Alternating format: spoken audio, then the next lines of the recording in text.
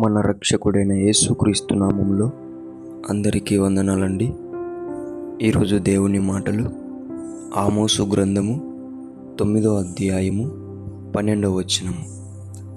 పూర్వపు రీతిగా దానిని మరలా కట్టుదును, ఇలాగూ జరిగించు యెహోవా వాక్కు ఇదే. ప్రియమైన దేవుని బిడ్డలారా, బాధపడుతుంటున్నావా? దేవునికి దూరం అయిపోయాను, ఆయన ఇంకా పిలిస్తే పలుకుతాడా, నా ప్రార్థన జీవితాన్ని కోల్పోయానే,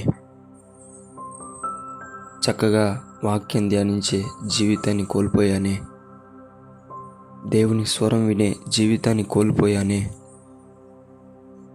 ఆత్మీయులతో సహవాసం నేను కోల్పోయానే అని నీవు బాధపడుతూ ఉంటే, దేవుడు నీ పూర్వపు రీతిగా నీ జీవితాన్ని మరలా కట్టబోతున్నాడు.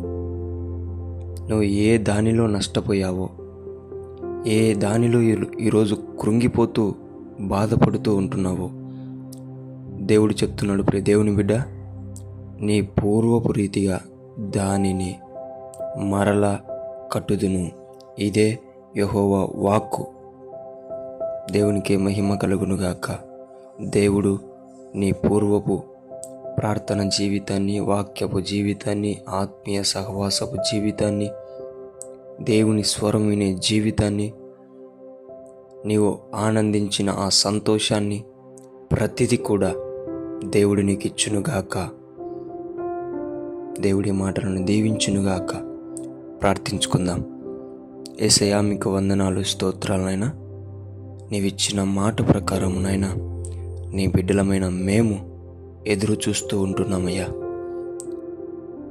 పూర్వపు రీతిగా మరలి మా జీవితాన్ని కడతానని సెలవిచ్చిన దేవుడా, కట్టమని సహాయం కోరుతూ నీ దగ్గర మోకరిస్తూ ప్రార్థిస్తూ వేడుకొని పొందుకొని యేసు నామములో అడుగుతున్నాం తండ్రి. ఆమెన్.